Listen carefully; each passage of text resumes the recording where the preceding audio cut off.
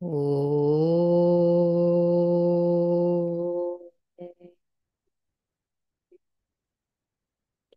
శ్రీ గురుభ్యో నమః. ఓ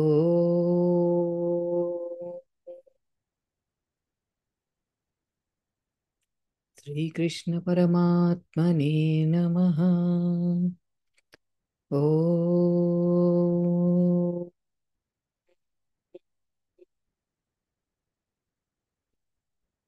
శ్రీమాత్రే నమః. ఓం సాయిరామ్. ఓం సాయిరామ్. ఓం సాయిరామ్. అందరికీ portal to love and light తరపున హార్దిక స్వాగతం. మనం శ్రీ శ్రీ శ్రీ పరమహంస యోగానంద గారు అందించిన God talks with Arjuna the భగవద్గీతలో 4వ అధ్యాయమైన జ్ఞాన యోగంలో ఉన్నాము. ఇందులో మనం 12 శ్లోకాలు పూర్తి చేసుకొని ఈరోజు మనం 13 నుండి 16 శ్లోకాల వరకు చెప్పుకుందాము. అందులో ఉన్న నిగూఢమైన గూఢార్థము, ఆధ్యాత్మిక అంతరార్థము తెలుసుకుందాము. మనం పోయిన వారం మిస్ అయ్యాము. సో అందుకే కొంచెం రీక్యాప్ చేసుకుందాం, వెనక్కి వెళ్ళి ఏం చెప్పుకున్నాము అనేది. కానీ నేను ఇంతకు ముందు వరకు చెప్పిందంతా కూడా అంటే 12 శ్లోకాల వరకు ఒక వేరే వీడియో చేసి మొత్తం అంతా కూడా రీక్యాప్ వీడియో ఒకటి చేస్తాను. అది శుక్రవారం కానీ శనివారం కానీ రిలీజ్ చేస్తాను. అందులో నేను అంతా ఎవ్రీ డీటెయిల్ మొత్తం అంతా కూడా మళ్ళీ చెప్పుకుందాం. పరమాత్మ గురించి అసలు భగవద్గీత ఎన్నిసార్లు చెప్పుకున్నా తనివి తీరదు. అది అట్లా చదవాలి, చెప్పుకోవాలి, ఆ శ్లోకాలు మళ్ళీ మళ్ళీ వినాలి, చదువుకోవాలి, లోపల స్మరణ చేసుకోవాలి అని అనిపిస్తుంది. సో రీకాప్ పెట్టుకుందాము. ఆ అయితే మనం ఇప్పుడు 13 నుండి 15, 13, 14, 15 శ్లోకాలు, ఇది మనం 4th పార్ట్, 4వ భాగంలోకి అడుగు పెడుతున్నాం ఈరోజు.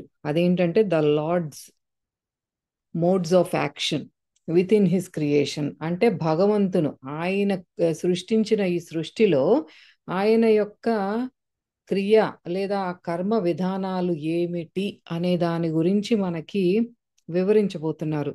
మనకి అంతకు ముందు ఏం చెప్పుకున్నాం? 11, 12 శ్లోకాలు. అంటే 11వ శ్లోకంలో శ్రీకృష్ణ పరమాత్మ ఏమంటున్నారు? ఆయన మీరు నన్ను ఎలా చూస్తే నేను అలానే కనపడతాను. అంటే ఏం చెప్తున్నారంటే నేను ఒక అద్దం లాంటి వాడిని అని చెప్తున్నారు మనకి.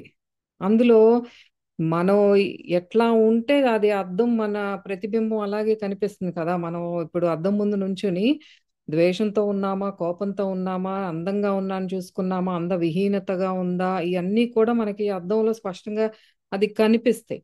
అద్దానికి దానికి ఏమి భేదభావాలు ఉండవు. వీళ్ళని బాగా చూపిద్దామని కానీ, వీళ్ళని ఆ చండాలంగా చూపిద్దామని కానీ, లేదా ద్వేషంతో చూపిద్దామని ఏమి ఉండదు. అట్లా అని అందులో మళ్ళీ అంతకు ముందు చూసిన వ్యక్తి యొక్క ప్రతిబింబాలు, అంటే ఆ ఇమేజెస్ ఏమన్నా స్టోర్ చేసుకుంటుందా అద్దం లోపల, తను ఏమన్నా ఆ లోపల పెట్టుకుంటుందా అంటే అది కూడా ఏముండదు.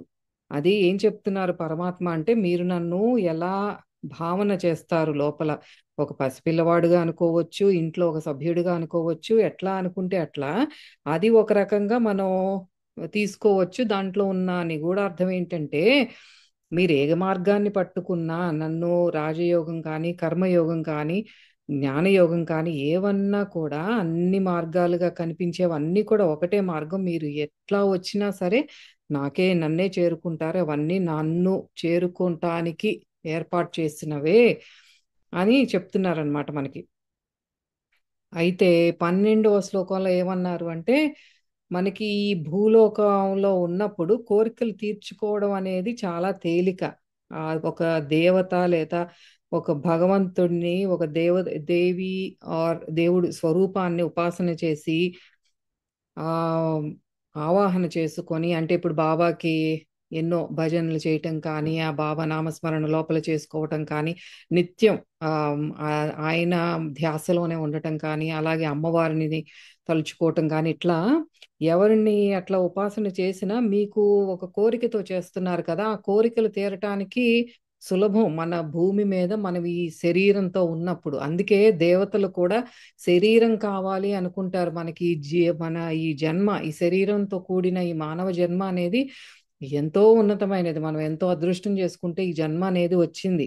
అట్లా మనం ఎవరో ఒకళ్ళని దేవతను ఉపాసన చేసుకొని కోరికలు తీర్చుకోవచ్చు. కానీ మనం ఎందుకు ఈ జన్మ తీసుకున్నామో, ఆ కోరికలన్నీ ఎందుకు అట్లా పక్కకి వెళ్ళిపోతారు అంటే, ఆ జ్ఞానిగా అవ్వటం అంటే మనలో ఉన్న కోరికలు అన్ని నశింపజేసుకోవటం చాలా కొంచెం ఎఫర్ట్ పెట్టాలి దానికి. అందుకని ఈ ఈజీ మార్గాల్లోకి వెళ్ళిపోతారు జనాలు. ఆ యోగికే అర్థమవుతుంది అసలు ఈ జన్మ ఎందుకు తీసుకున్నాను నేను, కోరికలు తీర్చుకోవటానికా కాదు కదా, ఇదే నా ఆఖరి జన్మ చేసుకోవాలి, నా స్వస్వరూపాన్ని నా స్వభావాన్ని నేను తెలుసుకోవాలి, నేను ఏంటి అనేది నాకు తెలుసుకోవాలి అనేది ఒక యోగికే తెలుస్తుంది. నాకు ఈ జన్మ ఎంతో అమూల్యమైనది, దీనిని వాడుకొని అంటే ఈ శరీరంతో ఉన్నప్పుడే నేను ఎంత ఎఫర్ట్ పెట్టైనా సరే నా స్వభావం నేను తెలుసుకుంటాను, ఆ పరమాత్మని నాలో ఆయనలో నేను లయం చేసుకొని ఆ భగవంతుని తత్వాన్ని అంతా కూడా నేను అనుభూతి చెందుతాను, నేను కూడా జ్ఞానినవుతాను, నేను కూడా ఒక పరమహంస యోగానంద గారిలాగా అవుతాను, నేను ఒక రమణ మహర్షిలాగా అవుతాను, నేను ఎంత కష్టపడైనా సరే నేను ఆ స్థితికి చేరుకుంటాను అన్నది ధ్యేయంగా పెట్టుకున్న వారు, వాళ్ళకే ఆ లైఫ్ అంటే ఏంటి అనేది అర్థమవుతుంది. అయితే మనం ఇప్పుడు 13వ శ్లోకంలోకి అడుగు పెడదాం. అంతకుముందు అన్ని శ్లోకాలు చెప్పాను కదా, మళ్ళీ మనం చెప్పుకుందాం. చాలా డీటెయిల్డ్గా నేను ఎక్స్ప్లెయిన్ మళ్ళీ చేస్తాను, అన్ని ఇంపార్టెంట్ పాయింట్స్ అన్నీ కూడా. మరి ఈ 13వ శ్లోకం సాయి మేడంని ఇన్వైట్ చేసుకొని ఆడించుకొని దాని లోతుల్లోకి వెళ్ళి చూద్దాం. Over to you Sai madam. 4వ అధ్యాయము 13వ శ్లోకము. చాతుర్వర్ణ్యం మయా సృష్టం గుణకర్మ విభాగశః తస్య కర్తారమపి మాం విద్య కర్తారమవ్యయం.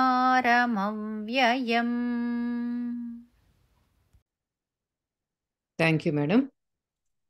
ఇక్కడ ఏమంటున్నారు? చాతుర్వర్ణ్యం అంటున్నారు. అవన్నీ జాగ్రత్తగా మనం చూడాలి.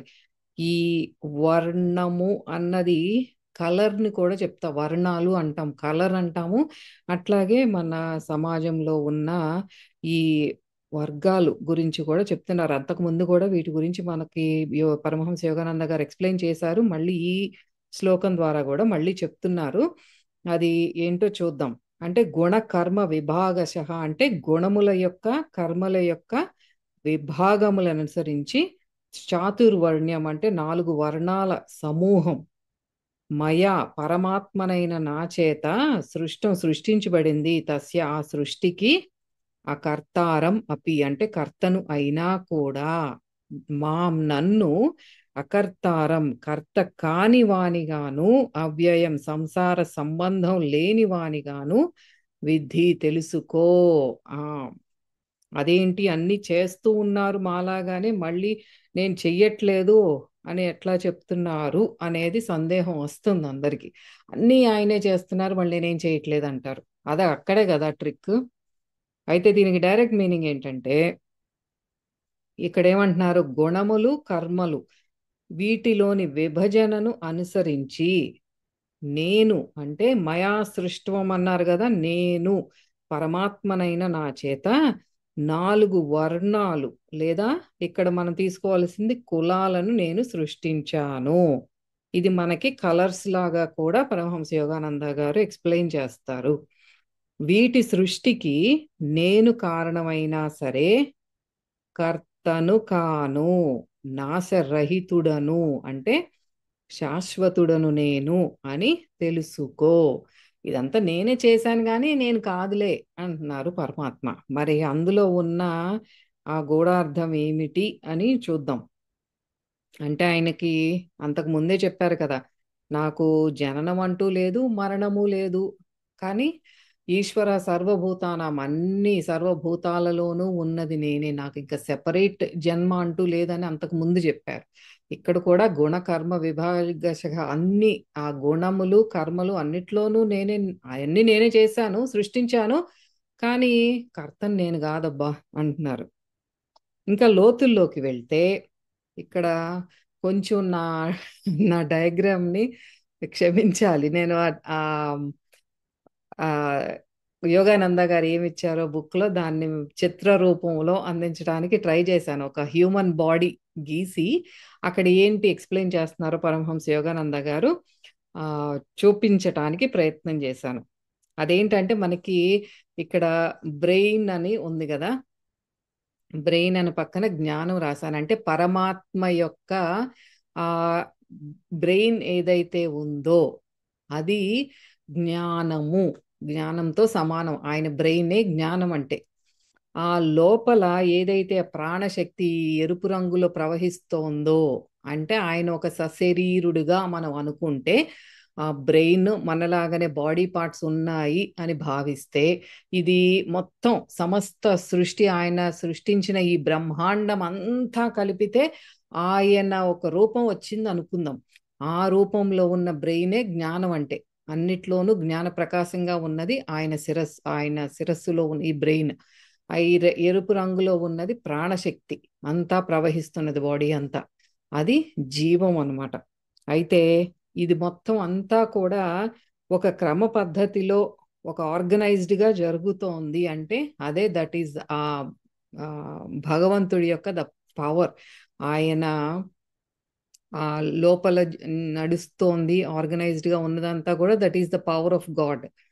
అయితే ఈ పాదాల దగ్గర వచ్చేసి మూమెంట్, ఆ కదలిక ఏదైతే ఉందో, ఆ జరిగే చర్యలు ఏదైతే ఉందో, పాదాల దగ్గర ఏదైతే చూపించారో అదే దట్ ఈస్ భగవంతుడి కదలిక అన్నమాట. ఆయన పాదాలు అంటే సమస్త సృష్టి కదులుతోంది అంటే ఆయన పాదాలు కదులుతున్నాయి.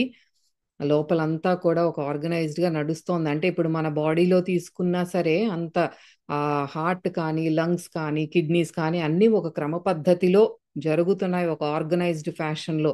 అంటే భగవంతుడి శక్తి అలా జరిపిస్తోంది అదంతా కూడా. దాన్ని అంతా కూడా నడిపించేది ఏంటి అంటే వాటి వెనక ఉన్న ఈ ప్రాణశక్తి. దాని వెనక ఉన్నది ఏంటి అంటే ఆ జ్ఞానం అన్నమాట. అన్నింటిలోనూ ప్రతి సెల్లో, యాటమ్స్ లో, పరమాణువులో, అణువుల్లో ఉన్నది ఏంటి అంటే ఆ జ్ఞానం. ఆ జ్ఞానమే అన్నిటినీ నడిపిస్తోంది విత్ ద హెల్ప్ ఆఫ్ ఆ ప్రాణశక్తి. ఎలా నడిపించాలి అనేది జ్ఞానం, ఆ నడిచేది ఆ కదలిక అన్నమాట, మూమెంట్.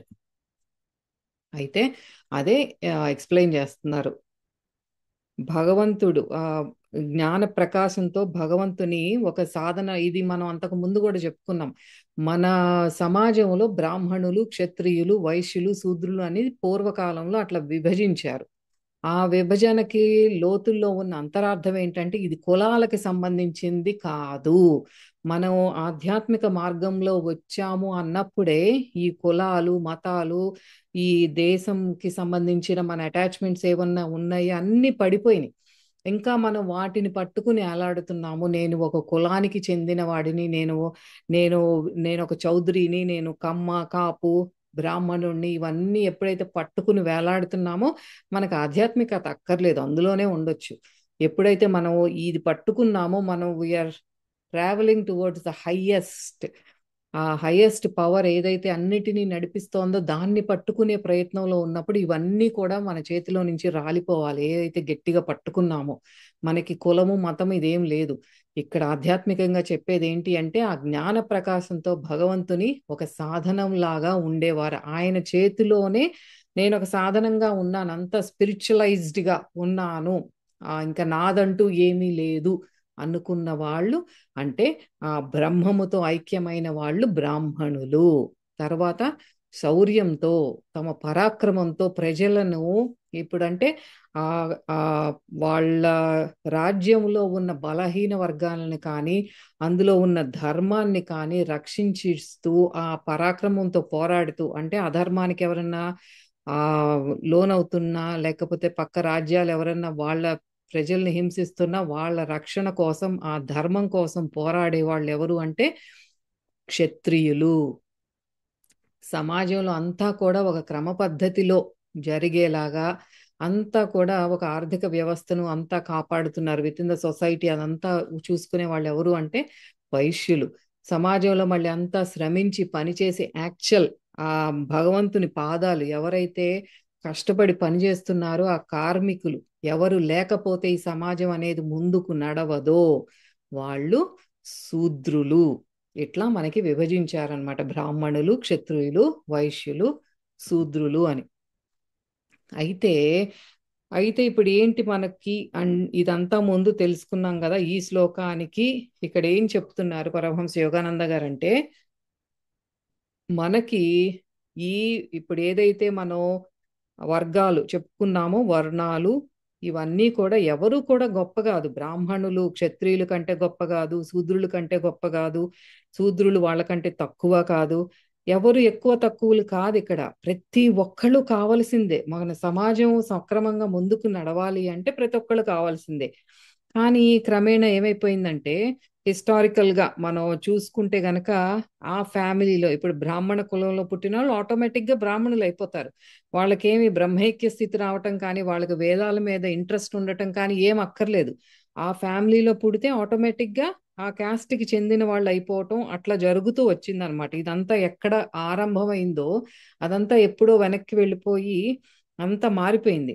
ఇందులో మనం ఆధ్యాత్మికంగా ఏం తెలుసుకోవాలి అనేది ఇప్పుడు చూద్దాం. మనం అందరం కూడా భగవంతుని ప్రతిబింబాలు, ఆయన స్వరూపాలుగానే వచ్చినప్పటికీ కూడా ఎప్పుడైతే మనం శరీర ధారణ అనేది చేశామో, మనం తీసుకునేది ఎప్పుడు ప్రతి శ్లోకంలో కూడా రిపీట్ చేస్తారు, ఇది ఫ్రీ చాయిస్. అంటే మన ఫ్రీ విల్ ఏదైతే ఉందో, స్వేచ్ఛ సంకల్పము అంటే మన స్వేచ్ఛగా తీసుకునే నిర్ణయాల మీద త్రిగుణాల ప్రభావము. ఏంట త్రిగుణాలు? సత్వరజస్ తమో గుణాల యొక్క ప్రభావం అనేది ఉంటుంది. దేని మీద? మనం స్వచ్ఛందంగా తీసుకున్న, మనం ఒక సంకల్పం తీసుకున్నాం, ఒక నిర్ణయం తీసుకున్నాము అన్నప్పుడు దాని మీద త్రిగుణాల ప్రభావం అనేది ఉంటుంది. ఈ త్రిగుణాల కారణంగా మనలో 4 వర్ణాలు అంటే 4 స్వాభావిక కులాలు జనిస్తాయి ఆ త్రిగుణాలకి, దానికి కారణంగా. అయితే మనం అందరి మీద ఏంటంటే కేవలం ఒక్క గుణ ప్రభావమే ఉండదు. ఇప్పుడు ఒక సత్వరజస్తమో గుణాలలో ఒకళ్ళలో ఒక్కటే గుణం ఉండదు. ఒకటి డామినెంట్ గా ఉంటుంది, అంటే మిగతావి కూడా ఉంటాయి కానీ అది అంత ఎక్కువ పర్సెంటేజ్ ఉండదు అనమాట. 90% ఇప్పుడు సత్వగుణం ఉంది, 10% రజోగుణం కూడా ఉంటుంది. అట్లా కొద్ది కొద్దిగా మిగతావి కూడా ఉంటాయి. అది ఆ మిక్స్ అనేది ఉంటుందని చెప్తున్నారు. ఇప్పుడు గుణ కర్మ విభాగాలు, ఆ గుణాల మిశ్రమం ఏమిటంటే, ఇక్కడ మనం సత్వగుణము అంటే మంచి గుణాలు, మంచి క్వాలిటీస్ ఉన్నాయి అన్ని. ఆ ఆ, ఈ ఆధ్యాత్మికంగానే ఎక్కువ మక్కువ చూపించటము, అన్ని పుణ్యకర్మాలు చేయటము, ఆ వాటి మీద ఎక్కువ ఉన్నది సత్వగుణం.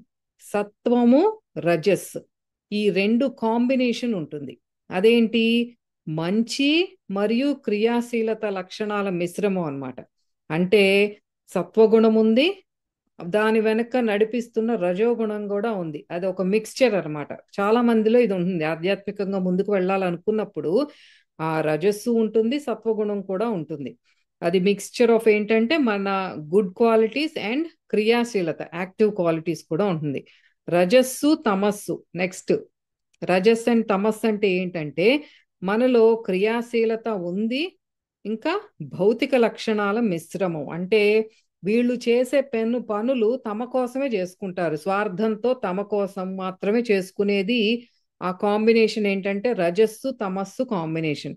అంతకు ముందు చెప్పుకున్నది సత్వము రజస్సు కాంబినేషన్ ఏంటంటే అందులో కూడా రజస్సు ఉంది, కానీ ఆ సత్వం యొక్క ప్రభావం వల్ల ఏంటంటే ఇది నలుగురికి మంచి చెయ్యాలి, ధర్మంగా ఉండాలి, వీళ్ళు క్షత్రియులు అనమాట. అది దానికి చెప్తున్నారు ఇక్కడ.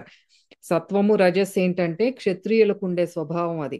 వాళ్ళు క్రియాశీలత, ఎంతో శౌర్యంతో పోరాడుతారు. ఎందుకంటే ధర్మం వెనకాల ఉండేది ఏంటి అంటే ఆ సత్వం ఉంటుంది లోపల, ధర్మాన్ని రక్షించాలి అన్న క్వాలిటీ ఉంటుంది. వేరాజ్ వైశ్యులకు వచ్చేపాటికి ఏంటంటే రజస్సు తమస్సు కాంబినేషన్. అది క్రియాశీలత ఉంటుంది, అన్ని కష్టపడతారు కానీ వాళ్ళ కోసమే వాళ్ళు కష్టపడతారు. ఇంకొకటి నాలుగోది ఏంటంటే తమస్సు, ఓన్లీ తమస్సు అన్నమాట ఇది. అంటే బాగా అజ్ఞానంతో కూడుకున్న వాళ్ళు, వీళ్ళంతా కూడా డార్క్ ఈవిల్ క్వాలిటీస్, ఇవన్నీ కూడా చెడు లక్షణాలతో కూడుకుని అజ్ఞానంతో కూడుకున్న వాళ్ళు ఏంటి అంటే తమస్సు. అయితే ఇక్కడ మనం ప్రారబ్ధ కర్మను అనుసరించి బ్రాహ్మణ కులంలో అంటే బ్రహ్మమును తెలిసిన వారింట్లో కానీ, క్షత్రియుల ఇంట్లో అంటే క్రియాశీలత సత్వగుణంతో కూడినటువంటి వారింట్లో కానీ, వైశ్యుల ఇంట్లో అంటే నాది నేను అన్న ఆ ధోరణితో ఉండే క్రియాశీలత, అంటే వీళ్ళు బాగా డబ్బు ఆర్జించుకోవచ్చు కానీ వాళ్ళ కోసం వాళ్ళే అన్నట్లు ఉంటారు. శూద్రులు అంటే భౌతిక పదార్థం మీదే ఇంకా వీళ్ళకి ఆసక్తి అన్నమాట. అంతా కూడా వాళ్ళు ఏం చేసినా, ఏ పని చేసినా సరే స్వార్థంతో వాళ్ళకి ఉండే ఆ ప్లెజర్స్ ని, ఆ చిన్న చిన్న ఆనందాల కోసం వాటి మీద కోసమే చేస్తారు వాళ్ళు శూద్రులు. మనం ఇది ధ్యాన స్థితిలో కూడా ఈ గుణాలే మనల్ని ప్రభావితం చేస్తాయి. అది ఇక్కడ చెప్తున్నారు పరమహంస యోగానంద గారు. ఇప్పటి వరకు చెప్పుకున్నదంతా కొద్దిగా ముందు శ్లోకాల్లో అంతకు ముందు చెప్పుకున్నాం. ఇక్కడ ఏంటి స్పెషల్ గా చెప్పారు అంటే, మనం యోగ సాధన చేసేటప్పుడు, క్రియ సాధన చేసేటప్పుడు ఆ గుణాల ప్రభావం మన ధ్యాన స్థితి మీద కూడా ఉంటుంది. అది ఎట్లా అంటే, ఫస్ట్ స్టేట్ ఆఫ్ మెడిటేషన్ అంటే మనం ఇప్పుడిప్పుడే ధ్యాన సాధన అనేది మొదలు పెట్టాం. మొదలు పెట్టినప్పుడు ఏమవుతుంది అంటే, ఆ ఫస్ట్ స్టేట్లో మనం సాధన చేస్తున్నప్పుడు పూర్తిగా మన భ్రుకుటి దగ్గర, భ్రూమధ్యం దగ్గర అంతా కూడా డార్క్ గా ఆ నల్లటి సర్కిల్ లాగా వలయాకారంలో అట్లా డార్క్ గా కనిపిస్తుంది అనమాట.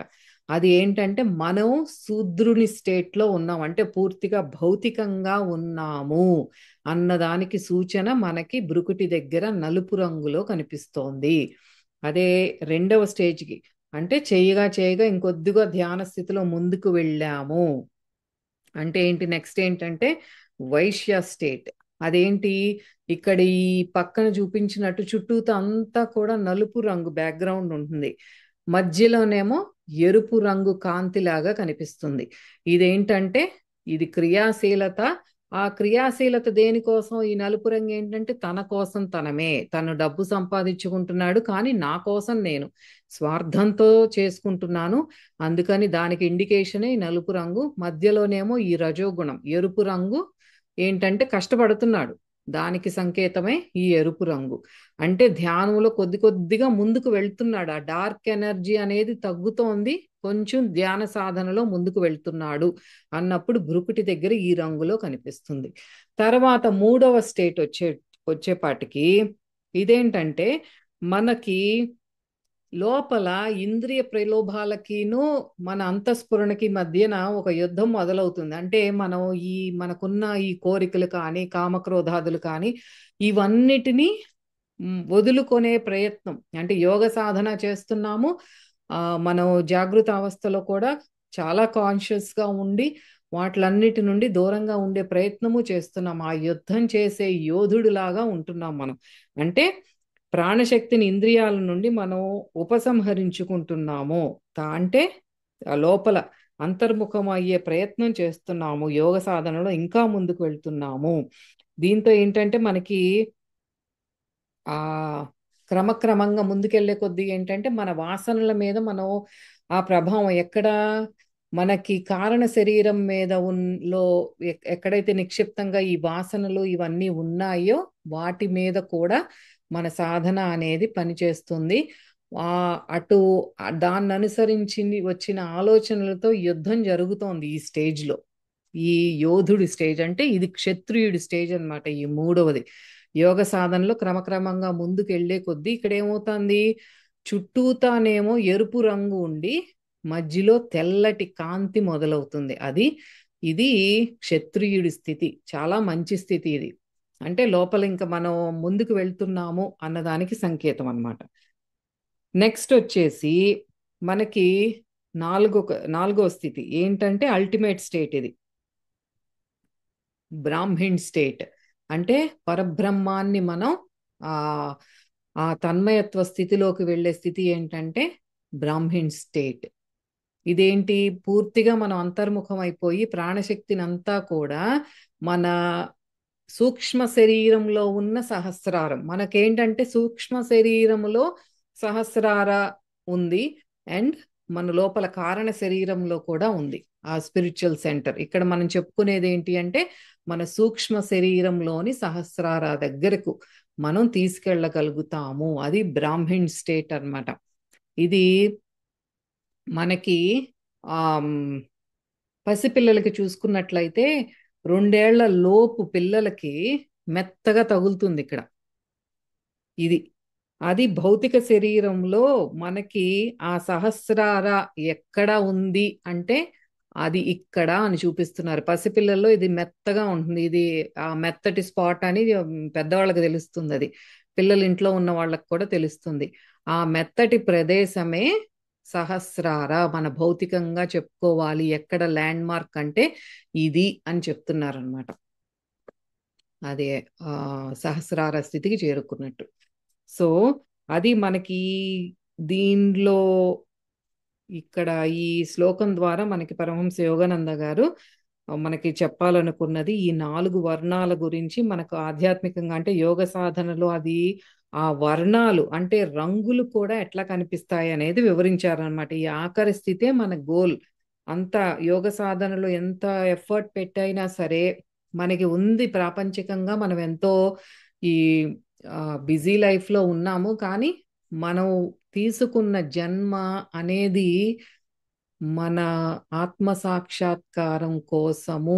అది దానికి హైయెస్ట్ ప్రయారిటీ ఇవ్వాలి అన్నది మాత్రం మనం బ్యాక్ ఆఫ్ అవర్ మైండ్ ఎప్పుడూ అది గుర్తుపెట్టుకోవాలి. నాకు నేను రిమైండ్ చేసుకునేది అదే. ఇవన్నీ జరుగుతూ ఉంటాయి, అలా జరిగిపోతూ ఉండాలి, కానీ హైయెస్ట్ ప్రయారిటీ ఏంటి అంటే యోగ సాధన. నన్ను నేను తెలుసుకునే ప్రయత్నమే టాప్ మోస్ట్ ప్రయారిటీ అన్నదే నేను ఎప్పుడు నాకు నేను గుర్తు చేసుకునేది. అదే మనకి ఆ లాస్ట్ బ్రాహ్మిణ్ స్థితి ఏదైతే అన్నారో అంటే పరబ్రహ్మ స్థితి, న్యాచురల్ బ్రాహ్మిణ్ స్టేట్. అది ఒక కులంలో పుట్టటం కాదు. ఎవరైతే ఆ పరబ్రహ్మాన్ని లోపల అనుభూతి చెందగలుగుతున్నారో ఆ దివ్య కాంతి మొత్తం అంతా కూడా ఇంకా కాంతిమయం. సహస్రార స్థితికి వచ్చారంటే ఇంకా అంత ప్యూర్ లైట్. అంతకు ముందేమో మనకి మధ్యలోనే ఈ వైట్ గా ఈ తెల్లగా ఉంది, ఈ రజస్సు ఉంది చుట్టూత ఎరుపు. ఈ స్థితికి వచ్చేపాటికి సహస్రార స్థితి ఈ ఎరుపు అనేది మాయమైపోతుంది, అంతా కూడా తెల్లటి కాంతి అంతే. ఆ స్థితికి వచ్చే వరకు కూడా మనం ఆ నిత్య సాధన అనేది జరుగుతూ ఉండాలి. ఇది మనం 13వ శ్లోకంలో మనం తెలుసుకున్నది. మరి ఇదే మనకి గుణకర్మ విభాగశః అని చెప్పారు కదా శ్రీకృష్ణ పరమాత్మ. దానికి ఉన్న మీనింగ్ అన్నమాట ఇది. సో 14వ శ్లోకం మనం సాయి మేడంని ఇన్వైట్ చేసుకొని 14వ శ్లోకం పాడించుకొని దాని లోతుల్లోకి వెళ్ళి చూద్దాం. Over to you Sai madam.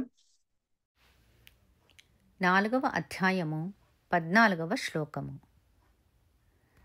న మాం కర్మాణి లింపంతి న మే కర్మఫలే స్పృహ ఇతి మాం యోభిజానాతి కర్మభిర్న సబధ్యతే. Thank you madam. నమాం కర్మాణి లింపంతి నమే కర్మఫలే స్పృహ.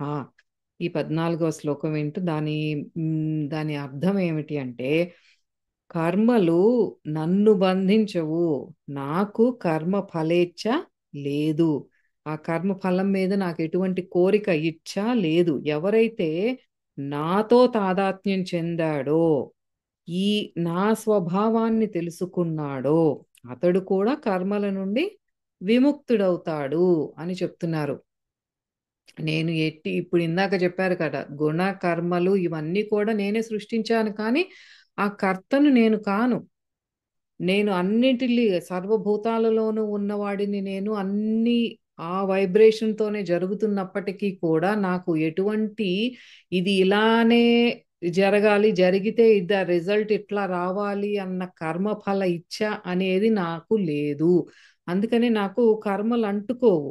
ఆ దాని మీద మోహం కానీ అనుబంధం కానీ ఏది లేదు, ఫలాపేక్ష కూడా లేదు. కాబట్టి అది నాకు ఆ కర్మలు ఉండవు. అట్లాగే ఎవరైతే ఈ నా స్వభావాన్ని ఎవరైతే తెలుసుకున్నాడో అతడు కూడా కర్మల నుండి విముక్తుడవుతాడు అని ఆ సీక్రెట్ చెప్తున్నారు. మనల్ని కూడా ఇందులో నుంచి ఎట్లా మీరు బయట పడగలరు అనే సీక్రెట్సే మనకి రివీల్ చేస్తున్నారు శ్రీకృష్ణ పరమాత్మ. మనం అయ్యి థియరిటికల్ గా ఎటువంటి డౌట్స్ లేకుండా నేర్చుకోవాలి. ఆ నేర్చుకున్న తర్వాత దానిని మన లోపల ఉన్న తపనను బట్టి అదే పట్టుకొని ఇది ఇలా చెప్పారు పరమాత్మ అంటే దిస్ ఈజ్ ఇట్. ఇంకా దాంట్లో మనం క్వశ్చన్ చేయకూడదు. అదేమిటి, నేను సంసారంలో ఉన్నాను కదా, అది ఎట్లా కుదురుతుంది, ఇలా దీర్ఘాలు తీయకూడదు. అది చెప్పారు అంటే ఖచ్చితంగా అది ఫాలో అయి తీరాలి, అంతే, దట్స్ ఇట్. అయితే ఇందులో పరమహంస యోగానంద గారు లోతుల్లోకి వెళ్తే ఏం చెప్తున్నారంటే, పరమాత్మ అంటే శుద్ధ చైతన్యం మన కోసం, మనల్ని ఉద్ధరించటం కోసమే ఒక మెట్టు కిందకి దిగి ఆయన నామరూపాలతో వచ్చి స్వయంగా తానే తన స్వభావం ఏమిటి, ఏం చేస్తే మనం కూడా ఆయన స్వభావమైన, ఏంటి ఆయన స్వభావం అంటే సర్వ వ్యాపకత్వం, ఆమ్ని ప్రెజెన్స్, సర్వజ్ఞత్వం, సర్వశక్తిమంతం, ఇవన్నీ కూడా అంత ఏదైతే ఆయన స్వభావాలుగా ఉన్నాయో అది అది మనకు కూడా, మనం చేస్తే, మనం కనుక ఆ సాధన చేసి ఎప్పుడైతే ఆ స్థితికి వెళ్తామో అది అంతా కూడా మనం కూడా అనుభూతి చెందుతాము. అంటే అన్నింటి నుండి మనం కూడా ఫ్రీ అయిపోతాం, విముక్తులం అయిపోతాము అని ఈ శ్లోకం ద్వారా చెప్తున్నారు. మీరు కూడా నా స్థితికి వచ్చేయండి అని చెప్తున్నారు పరమాత్మ. ఈ సమస్త విశ్వాన్ని సృష్టించింది నేనే, ఆయన నేనే అనే చెప్తున్నారు. కానీ నా లింపంతి, నేను చేసిన ఈ అణువు మీద కానీ, అంటే ఒక మాలిక్యూల్ మీద కానీ, ఈ బ్రహ్మాండం మీద కానీ, అంటే చిన్నదైనా సరే ఎంత పెద్దదైనా సరే, ఒక బ్రహ్మాండం అయి ఉండొచ్చు, ఒక అణువు అయి ఉండొచ్చు, దాని మీద కానీ నాకు ఎటువంటి మోహం అనేది లేదు. దెర్ ఇస్ నో అటాచ్మెంట్, రాగద్వేషాలు, అటాచ్మెంట్లు, అనుబంధాలు ఏమీ లేదు. అట్లాగే ఈ సృష్టి నుండి నేను ఆశించేది కూడా ఏమీ లేదు, నేనేం ఎక్స్పెక్ట్ చేయట్లేదు, ఎలా చేసుకుంటూ వెళ్తున్నాను అంతే, అది అట్లా జరుగుతోంది అంతే. దాని నుండి నాకు వేరే ఎక్స్పెక్టేషన్ ఏం లేదు. నమే కర్మఫలే స్పృహ, అందుకే అన్నారు అట్లా, కర్మాణి లింపంతి నా లింపంతి, అంటే నాకు దాని మీద ఆ ఎటువంటి అనుబంధము లేదు. అలాగే నమే కర్మఫలే స్పృహ, దాని నుండి ఎక్స్పెక్టేషన్ కూడా ఏమీ లేదు. ఈ నా స్వభావాన్ని ఇది ఏదైతే నేను చెప్తున్నానో, ఎవరైతే ఇది తెలుసుకుంటారో, ఎలా తెలుసుకుంటాం, మనం కూడా ఈ కొంత యోగ సాధన చేస్తూ చేస్తూ వెళ్ళేటప్పటికి మనకి కూడా మనం కర్మలు చేస్తూ ఉంటాము, కానీ ఆ కర్మ ఫలం మీద మనకి ఆ అపేక్ష అనేది, ఆ అటాచ్మెంట్ ఏదైతే పెట్టుకుని చేస్తున్నామో అది క్రమంగా మన నుండి కూడా దూరం అవుతుంది. అది ఎప్పుడైతే తెలుసుకుంటారో అన్ని కర్మలు చేస్తూ అన్ని తానే అయి ఉంటూ దేనికి అంటనట్టు మనం కూడా ఉండగలుగుతాము. అంటే నిష్కామ కర్మ యోగిగా ఉండడం అన్నమాట. ఎవరైతే ధ్యాన సాధన ద్వారా మన యొక్క సహజ స్వభావం ఏమిటి అని తెలుసుకుంటారో, ఏంటది అంటే మనకు అదే సెకండ్ లైన్ లో చెప్తున్నారు, యహ అంటే ఎవరు మాం నన్ను అభిజానాతి తెలుసుకుంటారో వారు ఈ కర్మబంధాలలో ఇరుక్కోరు. అది అక్కడ చెప్తున్నారు అనమాట. మళ్ళీ మనకి నిష్కామ కర్మయోగం గురించి గుర్తు చేస్తున్నారు. మీరు ఎక్కడో ఆ కర్మయోగంలో చెప్పాను మర్చిపోతారేమోనని మళ్ళీ గుర్తు చేస్తున్నారు. మనకు జన్మలు తీసుకోగా తీసుకోగా దేహంతో తాదాత్మ్యత అనేది ఎక్కువవుతూ వస్తూ ఉంటుంది. అంటే మాయా అనే పొర దట్టంగా మనల్ని కమ్ముకుంది.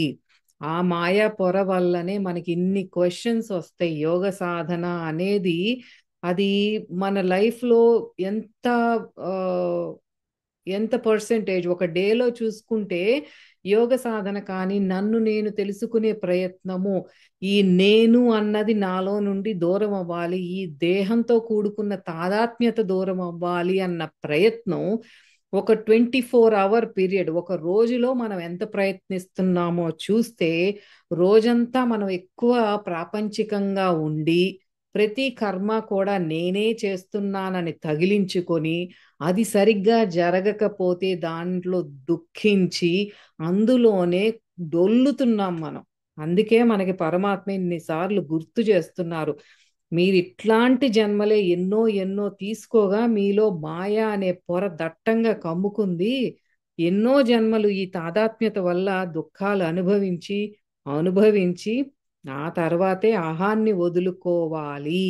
ఈ బాహ్య పదార్థంలో లేదు. నేను వెదుగుతున్న ఆనందం అని మనకు మనమే తెలుసుకుంటామని చెప్తున్నారు పరమాత్మ. అట్లా జన్మలు తీసుకోగా తీసుకోగా మనకే ఆ స్ఫురణ వస్తుంది. అది స్ఫురణ కల్పించేది కూడా ఆయనే. అట్లా అటువంటి అవగాహన మొదలైనప్పుడు ఏది ఇంకా చాలు, ఈ బాహ్య పదార్థంతో నేను ఇక్కడ ఇక్కడ కొట్టుకున్నది ఇంకా చాలు, అటువంటి అవగాహన ఎప్పుడైతే మొదలవుతుందో భగవంతుడు మనకు ఒక బాహ్య గురువుని పంపిస్తారట. ఆయన దగ్గర అహాన్ని ఆత్మలో లయం చేసే ఒక విద్య లేదా ఒక మార్గాన్ని తెలుసుకొని దానిని అభ్యసిస్తూ క్రమంగా తన యొక్క సహజ స్వభావాన్ని వ్యక్తపరుస్తాడు. ఎవరు అంటే ఒక సామాన్య మానవుడిగానే మనం మొదలు పెడతాం. మొదలుపెట్టి ఒక టైంలో ఇంకా చాలు అన్నది వస్తుంది మనకి. ఈ జన్మలో చూసుకున్న అనేక జన్మలు ఎన్నో తీసుకున్నామని అనుకున్నా మనకి గుర్తుంది ఈ జన్మే కాబట్టి ఇక్కడే తీసుకుందాం. మనకేదో ఒక పాయింట్లో అనిపించింది ఇంకా చాలు, ఇంకా ఎన్నాళ్ళు దీంట్లో పడి కొట్టుకుంటాము, ఇంకా there should be a way out, నేను ఇంకా వెనక్కి ప్రయాణం మొదలు పెట్టాలి అనుకున్నప్పుడు ఆ భగవంతుడే ఒక గురు స్వరూపంగా ఒక గురువుని పంపిస్తారు. ఏ ఒక మార్గాన్ని మనకి ఇచ్చి ఇదిగో నువ్వు ఇది అభ్యసించు, దీని ద్వారా ఏంటంటే నీ సహజ స్వభావాన్ని నువ్వే వ్యక్తపరుస్తావు అని. అప్పుడు మనం కూడా పరమాత్మ ప్రతిబింబమే అని అప్పుడు మనం తెలుసుకుంటాం. అది ఎప్పుడు ఊరిని ఆ దీక్ష తీసుకోగానే సరిపోదు కదా, మళ్ళీ దాన్ని అంతే ఇష్టంతో అంతే తపనతో అంతే ఆ లోపల ఫైర్ని బట్టి మనం ఎప్పుడైతే ఆ ప్రాక్టీస్ చేస్తామో అప్పుడు ముందుకు వెళ్తాం. ఊరిని దీక్ష తీసుకోగానే అయిపోం కదా. గురువుగారి దగ్గర ఉపదేశం తీసుకున్నాం, మళ్ళీ ఇంటికి వచ్చిన తర్వాత షరా మామూలే అనుకుంటే మనకేం అవ్వదు కదా. We have to practice. ఆ లోపల తపన ఫైర్ అనేది ఎప్పుడు కిందకి వెళ్ళకూడదు, ఎప్పుడు ఆ ఫైర్ ఎప్పుడు ఆన్లోనే ఉండాలి, పైకి పైకి వెళ్తూ ఉండాలి. ఎన్ని జన్మలు ఇలా బురదలో డొల్లాము అనేది మనకు అనవసరం. ఇప్పుడు మనకు ఫ్రీ చాయిస్ ఉంది. పాస్ట్ జన్మల గురించి మనకి ఎందుకు, మన చేతిలో ఇప్పుడు ఈ క్షణం ఫ్రీ విల్ అనేది ఉంది. స్వేచ్ఛగా మనం ఒక నిర్ణయం తీసుకోవచ్చు. ఇంకా ఇంకా ఆ నిర్ణయాలు ఎట్లా ఉండాలండి, ఇంకా బురదని కాస్త జోడించి అందులోనే పొల్లాడదామా అన్నట్టు ఉండకూడదు మన నిర్ణయాలు. ఆ ఉన్న మలినాన్ని ఎట్లా కడుక్కోవాలా అన్న ప్రయత్నం, అటువంటి ప్రశ్న రావాలి మనకి. అంతేగాని ఆ ఫ్రీ చాయిస్ అనేది అక్కడే మనకి తేడా పడుతుంది. నా నేను ఒక సంకల్పం తీసుకోవచ్చు, నా ఆలోచన వల్ల కానీ నా మాట వల్ల కానీ నా చర్యల వల్ల కానీ ఎటువంటి మాటలు ఎటువంటి ఆలోచనలు ఎటువంటి చర్యలు చేస్తున్నాను, ఇది భగవంతుడికి నాకు దగ్గర చేస్తున్నాయా దూరంగా చేస్తున్నాయా అనేది ఈ మొమెంట్లో ఈ క్షణమే మన చేతిలో ఉంది.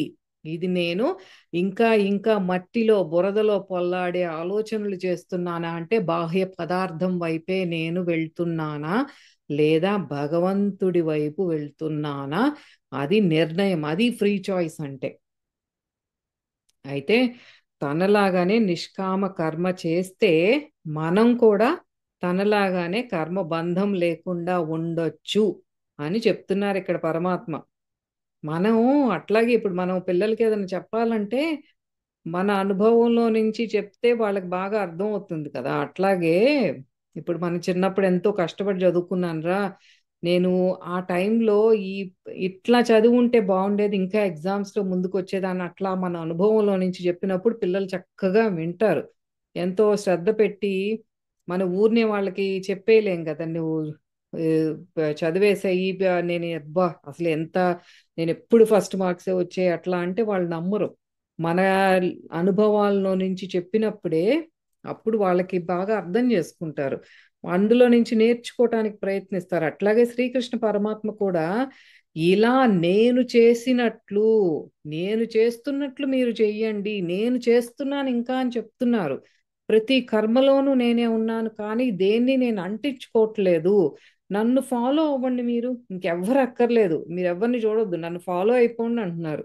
అప్పుడు మీరు ఫస్ట్ క్లాస్లో పాస్ అయిపోతారు, ఇంక ఈ దుఃఖాలు లేవు, ఏమీ లేవు, నా దగ్గరికి వచ్చేసేయండి, నేను చూసుకుంటాను అంటున్నారు ఆయన. జగద్గురువు కదా, అందరినీ నడిపించే జగద్గురు శ్రీకృష్ణ పరమాత్మ భగవద్గీత ద్వారా ఎంత గొప్ప, ప్రతి శ్లోకంలో కూడా ఎంతో ఉంది. అంటే ఆ, భగవంతుడు అంటేనే ప్రేమతత్వం. అది ఆయన విసుగ్గా ఉన్న శ్లోకాల్లో కూడా ప్రేమే కనిపిస్తుంది. ఎంత తపన ఉంటే, మనల్ని ముందుకు తీసుకెళ్ళాలి అన్న తపన ఆయనలో ఉంటే, భగవద్గీతలో ఒక్కొక్క మాట రూపంలో మనకి ఇంత అందంగా ఇంత బాగా చెప్తారు. అంటే ఒక డ్రామాలో ఏ పాత్ర పోషిస్తున్నా సరే, ఒక సినిమాలో కమెడీనిగా అయి ఉండొచ్చు, ఆ, ఒక ఏడ్చే రోల్, ఎప్పుడు ఏడ్చే రోల్ అయి ఉండొచ్చు, ఒక ధనవంతుడిగా అయి ఉండొచ్చు, పేదవాడిగా అయి ఉండొచ్చు. ఇట్లా నేను చెప్పినట్టు నీ పాత్ర నువ్వు పోషించు. అంటే నువ్వు ఈ జన్మలో ఒక, నీకెప్పుడు కూడా కష్టాలే కష్టాలు, కష్టాలే కష్టాలు అంటే మనకి బయట నవ్వుతాం కదా సినిమా కష్టాలు వీళ్ళకి అని. అట్లా నీ రోల్ అంతా ఏడ్చే రోలే అయిందనుకో, దాన్నే నువ్వు ఆ పాత్రను చక్కగా పోషించు, ఏడ్చుకుంటూనే అన్ని పనులు చేసుకో నువ్వు. కానీ దేనికి అంటకుండా ఉండు, అయ్యో నాకెందుకు వచ్చింది అని. అంటే నీ కష్టంలో వచ్చింది ఉన్నాయి అంటే ఆ భగవంతుణ్ణి తలుచుకుంటూ ముందుకు వెళ్ళిపోగాని, నాకెందుకు వచ్చింది, నాకు మాత్రమే ఎందుకు వచ్చింది అని కాదు. అదే ధనికుడు అయినా సరే నువ్వు ఎక్కువ ఎగిరెగిరి పడక్కర్లేదు. అది కూడా నువ్వు పాత్ర పోషించినట్లే పోషించాలి. అది ధనికుడి రూపంలో అయినా పేదవాడి రూపంలో అయినా, నువ్వు కేవలం నువ్వు పోషించేది ఒక పాత్ర మాత్రమే. మరీ అంత ఓవర్ యాక్షన్ చేసేయొద్దు. ఎంత యాక్షన్ చేయమన్నానో అంత యాక్షనే చేయి అంటున్నారు పరమాత్మ. ఒక యాక్టర్ లాగా ఉండు అంతే. ఇప్పుడు ఒక, ఈ సినిమాలో మూవీస్ చేస్తారు, ఆ అల్లు అర్జున్ సినిమా చేశారు అంటే ఆయన అల్లు అర్జున్ అన్న సంగతి తెలుసు. కానీ ఇప్పుడు పుష్ప చేశాడంటే ఆ పుష్ప పాత్ర ఆయన చేస్తున్నారు. అందులో ఒక ఆడవేషం కట్టి అమ్మవారిలాగా డాన్స్ వేశారు. ఆ డాన్స్ వేసినంత మాత్రాన ఆయన నేను ఆడదాన్ని అని అనుకోరు కదా. ఆడదానిగా ఎంత వీలైతే అంత డాన్స్ లో ఆ ఆ ఆడ వేషంలో మునిగిపోయి చేసినట్టు చేస్తారు. కానీ ఆయనకి అంతరంగా ఏంటి, నేను అల్లు అర్జున్ని, నేను మగవాణ్ణి అన్న సంగతి ఆయనకి తెలుసు. అంతేగాని నేను ఆడవాణ్ణి అని అనుకోడు కదా. అట్లాగే మన పాత్ర కూడా అంతే. మనం ఏ రోల్ ప్లే చేస్తున్నా చక్కగా ఆ రోల్లో ఉన్నంత వరకు ఆ రోల్ ప్లే చేయి. అంతేగాని నీ స్వభావాన్ని నువ్వు మర్చిపోవద్దు. పరమాత్మ అంటేనే, భగవంతుడు అంటేనే పూర్ణత్వం, కంప్లీట్నెస్. ఆయన పూర్ణుడు. ఆయన ఈ విశ్వంలో ప్రతి కార్యంలో ఆయన ఉన్నా సరే, తన అంతరంలో మాత్రం ఎటువంటి మార్పు ఉండదు. ప్రతి ఒక్కళ్ళలోనూ నాలో ఉన్నది, మీలో ఉన్నది, ఆ కింద పాకే చీమలో ఉన్నది అన్నీ ఆయనే. కానీ ఏ పాత్రకు ఆ పాత్ర వైవిధ్యంగా ఆయన పోషిస్తున్నారు, కానీ ఏ పాత్రకి ఆయన అటాచ్ అవ్వట్లేదు. ఇప్పుడు ఎన్నో అవతారాలు తీసుకున్నారు, నాకు ఇది ఒక ఫేవరెట్ అవతారము అనేదే ఉండదు. నాకు కృష్ణుడు అవతారం అంటే చాలా ఇష్టం, రాముడు అవతారం నాకు పెద్దగా నచ్చలేదు, అట్లా ఏం ఉండదు. ఆయన ఏ పాత్ర పోషించారో చక్కగా అక్కడ ఎట్లా ఆ నాటకం లాగా ఎట్లా చెయ్యాలనేది చక్కగా మనందరికీ ఏం నేర్పించాలో అన్నీ నేర్పించి ఆ అవతారాన్ని చాలించారు. అట్లాగే మనల్ని కూడా ఉండమంటున్నారు అనమాట. లోపల ఏవి మీ అంతరంలో ఏ మార్పు లేకుండా ఉంచుకోండి, నేను ఎట్లా ఉంటున్నానో అలా ఉండండి. అట్లాగే మన గురించి కూడా ఎక్స్పెక్ట్ చేస్తున్నారు, నన్నే ఫాలో అవ్వండి మీరు. బాహ్యంగా ఏం చేసినా అంతరంలో ఎటువంటి మార్పు వద్దు.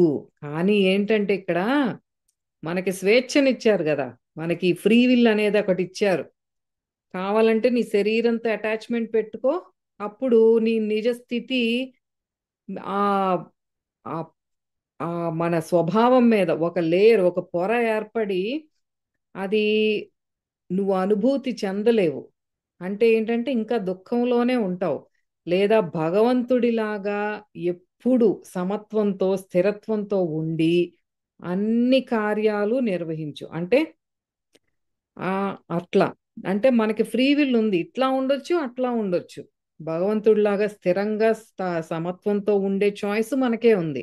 అన్నిటితో, దేహంతో, ఈ శరీరంతో అటాచ్మెంట్ పెట్టుకుని దుఃఖంలో మునిగి, నాకు దుఃఖం అంటే చాలా ఇష్టం, నాకు ఈ దేహం అంటే చాలా ఇష్టం, నాకు చాలా బ్యూటీ కాన్షియస్ ఉంది, నాకు కొంచెం ఒక చిన్న వెంట్రుక ఎక్కువ లెగిసినా సరే నాకు చాలా దుఃఖంలో ఉంది అంటే అది కూడా నీ చాయిసే. నీ కర్మ, అన్ని ఎట్లా కావాలంటే అట్లా చేసుకో. ఆ ఫ్రీ చాయిస్ నీది అని మనకు వదిలేశారు. స్థిరంగా ఉంటావా ఉండు నాలాగా, లేకపోతే నీకు దుఃఖమే ఇష్టమా దుఃఖంలోనే ఉండు, నాదేం పోయింది అంటున్నారన్నమాట. అదే చెప్పేది ఇక్కడ, భూమి మీద ప్రతి ఒక్కళ్ళు ఏదో ఒక పాత్ర పోషించడానికే వచ్చాం మనం. ఇక్కడ జరిగే సినిమాకి ఏంటంటే దర్శకుడు, నిర్మాత, స్క్రీన్ ప్లే, యాక్టర్స్, స్టోరీ, ఆ స్టేజ్, ఆడియన్స్ అన్నీ పరమాత్మే. మనం ఏదో ఫీల్ అవుతాం ఏదో చేసేస్తున్నామని. అన్ని పాత్రలు పోషిస్తూ ఏ పాత్రకి అటాచ్ అవ్వకుండా చక్కగా ఆ సినిమా అట్లా నడుస్తూ ఉంది. అదే ఆ మనకి పరమహంస యోగానంద గారు ఇక్కడ ఒక ఎగ్జాంపుల్ ఇచ్చారు. ఆయనకి ఒక రోజు డిన్నర్ కి ఒక ఫ్రెండ్ ఎవరో పిలిచారంట. ఆయనకి 600 ఎకరాల ఫామ్ ల్యాండ్ ఉంది, ఒక పొలంలా ఉంది ఆయనకి. అందులో కోళ్ల ఫారాలు ఇవన్నీ ఏదో ఉన్నాయి. అయితే కానీ ఆ 600 ఎకరాల అంతా కూడా లాస్ లో నడుస్తోంది. ఆయనకి ఖర్చేమో ఒక్కొక్క కోడిగుడ్డు ఆల్మోస్ట్ $1, అంటే 90 సెంట్స్ పడతా అంటే ఆయనకి అది అమ్ముడు పోయేదేమో ఏ 10 సెంట్స్కో అమ్ముడు పోతుంది. ఎందుకు ఇట్లా లాస్ లో నడుపుతున్నావు అని అడిగారంట పరమహంస యోగానంద గారు. అంటే ఇది నా హాబీ, నాకు ఇదొక ఇట్లా చేయటం అంటే నాకు ఇష్టం. అది సక్సెస్ఫుల్ గా ఉందా, లాభాలు వస్తున్నాయా, అదేం కాదు, నాకు దాంతో సంబంధం లేదు, నాకు డబ్బు అవసరం లేదు. అందుకే నాకు ఏ ఎక్స్పెక్టేషన్ దాని నుండి నేనేమి ఫలాన్ని నేను ఆశించట్లేదు ఓ డబ్బులు రావాలని. నన్ను నేను బిజీగా ఉంచుకోవటానికి, అంటే ఆ, అది ఒక్కటి. అంటే ఇప్పుడు ఆ పనిలో ఉన్నాను, ఆ ఫామ్ ని చూసుకుంటున్నానంటే నన్ను నేను బిజీగా ఉంచుకోవటానికి అది ఉపయోగపడుతుంది. అట్లాగే నలుగురికి అది ఉపాధి కల్పిస్తున్నాను నేను. ఆ, కొంతమంది నా దగ్గర కింద పనిచేసే వాళ్ళు ఉన్నారు కదా, వాళ్ళకి డబ్బులు ఇవ్వగలుగుతున్నాను, వాళ్ళకి ఉద్యోగం ఇవ్వగలుగుతున్నాను. అది తప్ప నాకు వేరే ఎక్స్పెక్టేషన్ ఏం లేదు, హ్యాపీగా అట్లా చేసుకుంటున్నాను అన్నాడంట. అదే మనకి ఎగ్జాంపుల్ ఇస్తున్నారు. భగవంతుడికి కూడా ఇదొక ఆట, ఒక హాబీ లాంటిది అంతే. ఇక్కడ జరిగేది ఏది మనసుకు తీసుకోవద్దు, ఇదంతా టెంపరరీ, తాత్కాలికము అని మనకి పరమహంస యోగానంద గారు మరీ మరీ చెప్తున్నారు. యోగానంద గారు ఇక్కడ ఏం చెప్తున్నారు అంటే, భగవంతుని స్వరూపులైన ప్రతి మానవుడు కూడా ఇంతకు ముందు ఎన్ని జన్మలు తీసుకున్నా, ఎన్ని దుర్మార్గపు పనులు చేసినా సరే, ఎప్పటికైనా కాన్షియస్ గా, అంటే ఒక ఎరుకతో, ఇంకా చాలు ఈ జన్మలు, నాకు మోక్షం కావాలి అని అటువైపుగా మనం ప్రయత్నం అనేది మొదలు పెట్టాలి. ఇంకా ఏదో జన్మలో అది చేశాను, నాకు ఇంకా ఇన్ని వాసనలు ఉన్నాయి, నేను ఈ కోపాన్ని అధిగమించలేకపోతున్నాను, ఇట్లాంటివి మననం చేసుకోకుండా ఒక గట్టి నిర్ణయం, ఎరుకతో ఇంకా చాలు అనుకొని ఒక భగవంతుడి వైపు మీరు అడుగులు వేయండి. దానికి ఈ జన్మ, మనం తెచ్చుకున్న, మన చేతిలో ఉన్న ఈ జన్మే దివ్యమైన జన్మగా మనం మార్చుకోవాలి. జన్మ కర్మచమే దివ్యం అన్నారు పరమాత్మ. అలాగే మనం తెచ్చుకున్న ఈ జన్మ, మనం చేసే ప్రతి కర్మ కూడా దివ్యమైనదిగా చూసుకోవాల్సిన బాధ్యత మనది. ఎంత మనను మాయా అనేది కమ్మేసి దాని ప్రభావం చేత భౌతిక సంబంధాలు, అనుబంధాలు, కోరికలు, దుఃఖం, మరణం అన్నీ ఉన్నప్పటికీ కూడా ఏంటంటే ఇందులో నుండి బయటపడాలి అని పట్టుబట్టి ప్రయత్నించిన వారు తప్పించుకోగలరు. అట్లా తప్పించుకున్న వాళ్ళు మన ముందే చాలా మంది ఉన్నారు. ఎందుకంటే వాళ్ళలో అంత స్ట్రాంగ్ తపన ఉంది, అంత గట్టిగా యోగ సాధన చేసి అసలు నేనెవరు అనేది నేను తెలుసుకోవాలి అని పట్టుబట్టి ముందుకు వెళ్ళి సాధించిన వాళ్ళు ఉన్నారు. సో మనము దాన్ని సాధించగలము. అదే మనకి పరమహంస యోగానంద గారు భరోసా ఇస్తున్నారనమాట. పరమాత్మ లాగానే మనము ఉందాము. అదే శ్రీకృష్ణ పరమాత్మ మన నుండి కోరుకునేది నిష్కామ కర్మ యోగము. మనకి టైం టు టైం ఇది గుర్తు చేస్తూనే ఉంటారు. నిష్కామ కర్మయోగము. అన్ని చెయ్యండి, చేసేది మీరు కాదు. అందుకని ఫలాపేక్ష కూడా వద్దు. నువ్వు చేయనప్పుడు నీకు ఫలం మీద ఆసక్తి వద్దు అని చెప్తున్నారు. అయితే మనం నెక్స్ట్ వీడియోలో 15 మరియు 16 శ్లోకాలు చెప్పుకుందాము. Meet you all in the next video. ఇక్కడికి ముగించుకుందాము, మళ్ళీ లెంత్ ఎక్కువైపోతుంది. సో శ్రీకృష్ణ అర్పణమస్తు.